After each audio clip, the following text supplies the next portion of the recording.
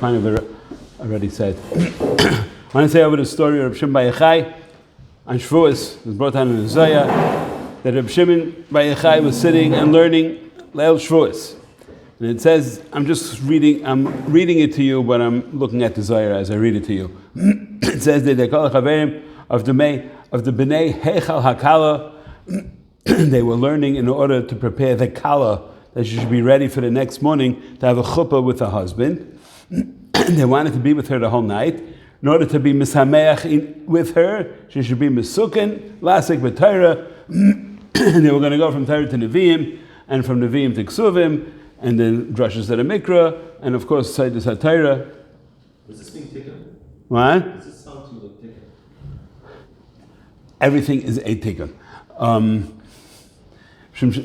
It just says, because these are the tikkunim shalav v'tachshitah. Would I say it's a tikkun? Absolutely yes. Would I say it's the entire night a tikkun? No. Because there's the tikkun, and then there's the limit of Torah. Well, this, you turn the Nevi'im with Ksuvim, sounds like it doesn't say tikkun. No, I'm saying, because it says right afterwards, begin the ilayin inun tikkunin di lo v'tachshitah. So that means that was the tikkun and a tachshitim, which is what? Chavtal kishutei kala, that we say the tikkun for. Even Nariseh, her and her, we are called Nariseh. We were making the tikkun together with her, and they were misamech kol oisei halayla, and then the next morning, she only went to the chuppah together with the people who stayed up the night with her. Ve'elu nekram b'nei chupasa, these are called the b'nei chuppah. Since she went into the chuppah with HaKadosh Baruch Hu, Rebbeinu Shalom would ask them and would bench them and give them all the crowns of the Kala, and he would say, Ashrei Chelkam. And then Reb Shimon and all his Chaverim would dance b'simcha, they would be Chadash Divrei Torah, every single one.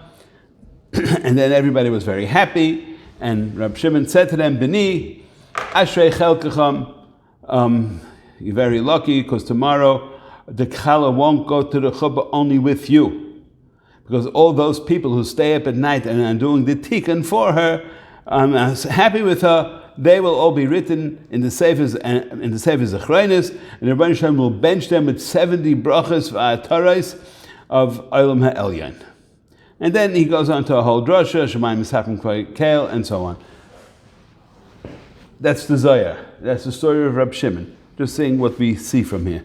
So, Kasha, everybody asks, why is it called Kabbalah Torah? We say Yom Matan Torah Seinu. It should be Yom Kabbalah Torah Seinu. Why is it Matan Torah Seinu?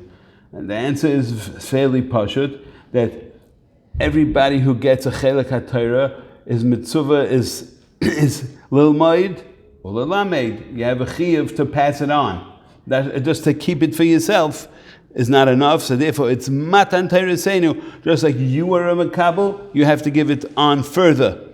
There's a Zachar and a Nekeva. The Nekeva is the Makabel, and the Zachar is the one who passes it on. There's always a Mashpia. And I was thinking, Ken Zayin, as you know, the Torah is Lashon Nekeva, because we have to Makabel the Torah, and what Megillah do we learn on Shavuos is Rus.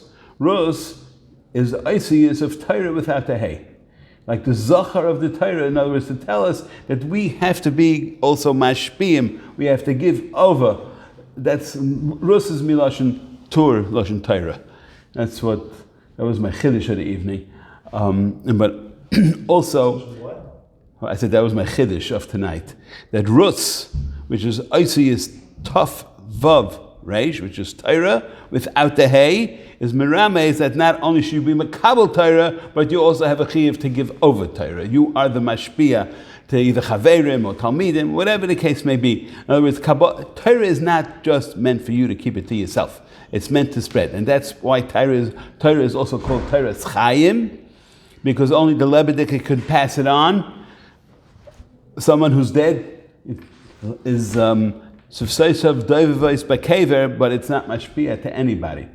So therefore, it's Torah Chaim. It's only for the Lebedik, is those people that could, learn it and keep on passing it on. It's also Birkas HaTorah. What is Pshat Bracha? Bracha is Pshat Aribui, right? That's what Bracha means.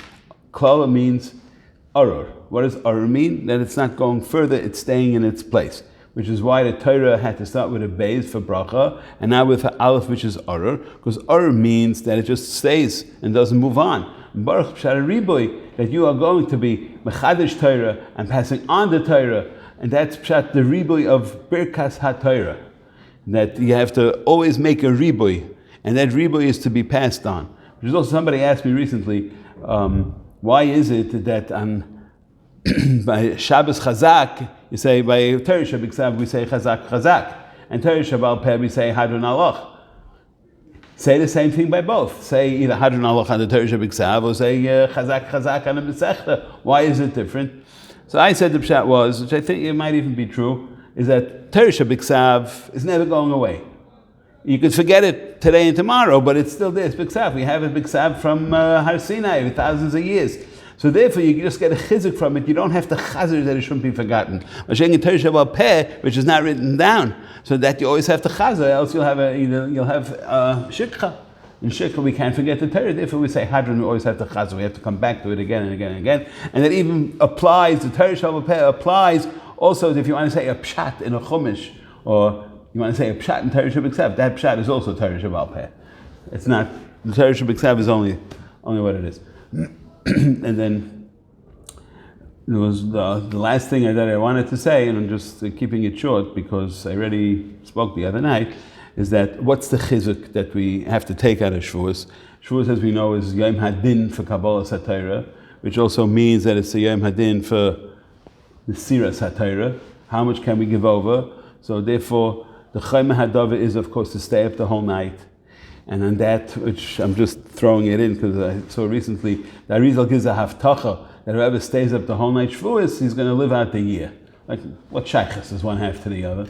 And so, it's all pshat that since Shina is echad mishishim from Misa, so if you have 0 Shina on the night of Kabbalah Satira, so therefore you're Kulei Chayim. And Kulei Chayim, there's no Tam Misa, therefore you have a Haftacha for the whole year. Masha Enkin, if you have a Toyim, Tam Misa, on this night where you're preparing for the Grace of Chasana, Klal Yisrael, and Kudsha Brichu, so if there's no Tam Misa, you have a guarantee that you'll live out the year. However, if there is a Tam Misa, then you don't have the guarantee. I said over before, I said with my father, he came out 97 when he was nifta, and for 70 years he never missed a Shavuos night. Till the last year he was very shvach and very sick, and he was taking nifta and he couldn't stay up, and he was taking nifta a few months later. It doesn't mean that everybody who, Slav Dafka 100%, that everybody who stayed up lived out the year. Everybody does cheshbainis and everything else, but we're not going into any cheshbainis. So main thing is, you have to say tikkun, and you have to stay up the night. It's very important, of course, mikveh. And Ikar Avodah is for the whole year is to be lomaid ulalamed, not just to be a lomaid, but also to be a melamed. So give over as much as you can. Everybody kafiyah choltai, and some people have koils, and some people have yeshivas, and some people have all kinds of things. Whatever it is, you should always be mefrasi limudim, either by texts or svarim or anything it is, that we all have a chiyuv to be marbe the Torah, and that's the bracha. So we'll get the bracha of the Torah by us being marbe. That's all. Sure, that's bad.